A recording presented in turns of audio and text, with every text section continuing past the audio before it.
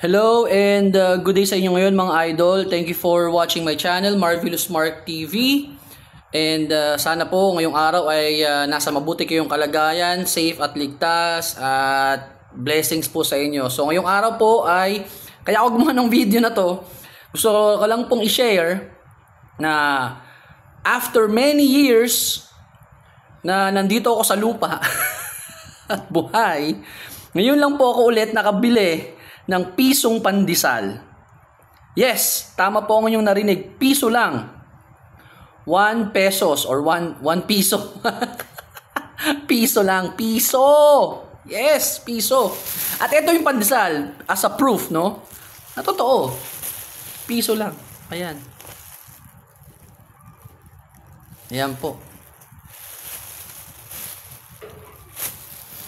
So, mga idol, kung nanonood kayo ngayon, nabubula ko. Kung nanonood kayo ngayon, paki-comment naman po sa baba kung magkano na ang pandesal sa lugar nyo. Okay? At meron pa po ba kayong mabibilihan ng pandesal na piso ngayon? Kung meron din, paki-comment.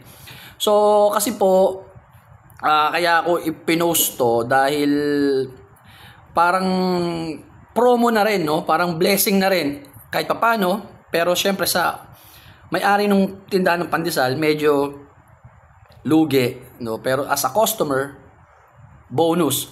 So parang nagbunga po yung pagod na paglalakad palabas mula dito sa amin sa loob ng lugar namin kasi medyo binahapa kami. So challenge ang paglabas. Mahirap. At pagbili mo ng pandesal, piso lang. So thank you. Promo. 'Di ba? Ang swerte. Yes.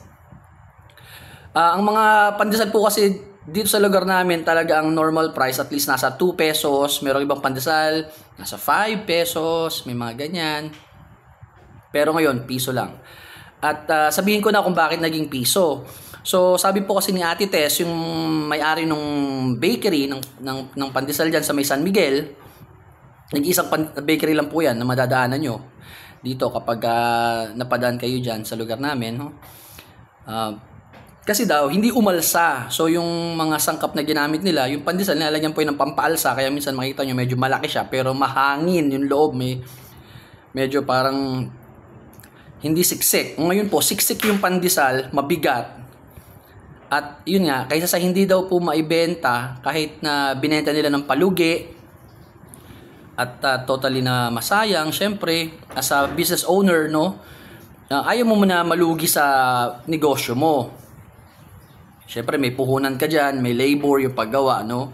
Kaya binibenta mo yan sa reasonable price. Pero ngayon po, ngayong araw lang daw po yan, na binenta nila na piso dahil hindi nga raw po umalsa yung pandesal. So thank you Ate Tess sa asawa mo, sa panadero nyo, na binenta nyo lang na piso yung pandesal. Kasi kahit saan ka magpunta ngayon, no? Wala ka nang mabibiling piso. Nung elementary pa ako, tagal na nun, siguro 25 years ago, pandesal may piso, yung maliit, ang malaki, 2. So, every morning, isa yan sa mga kinakain nating mga Pilipino, ang pandesal, nilalagyan natin ng mga palaman, di ba? Peanut butter, margarine, sausaw sa kape, or kainin nyo lang ng diretso. Solved na. So, yun, saan ka pa? Piso lang. Oh my God. Yun, kung meron kayong alam na nakakabili ng murang pandesal or pisong pandesal, paki-comment naman kung meron pa na piso. I doubt, no? No, wala na kayong maano. Pero, yun, thank you Ate Tess sa ginawa nyo, na piso lang yung pandesal ngayong araw. Sa mga customer na katulad ko, swerte, bonus na rin yan para sa amin na makain yung pandesal. Hindi nagbago yung quality ng yung lasa, ganun pa rin. Yung laki lang. Tsaka nung dating ko nga dyan sa may guard, nung papasok na dito akong subdivision, sabi ko yung pandesal piso lang. So sabi nga nung guard, may nag-abot nga raw sa kanila ng pandesal. Siguro isa sa mga homeowners bumili rin ng pandesal, inabutan sila.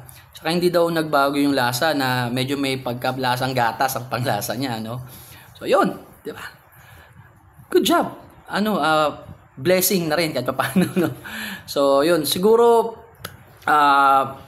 ang wish ko na lang na more blessings to come sa inyo Ate Tess sa business nyo.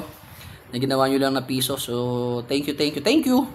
At sana ay pagpalain kayo. Ayan. At tayo makalampas din sa pagsubok na nadadaanan natin, na mawala na yung baha sa harap namin, no?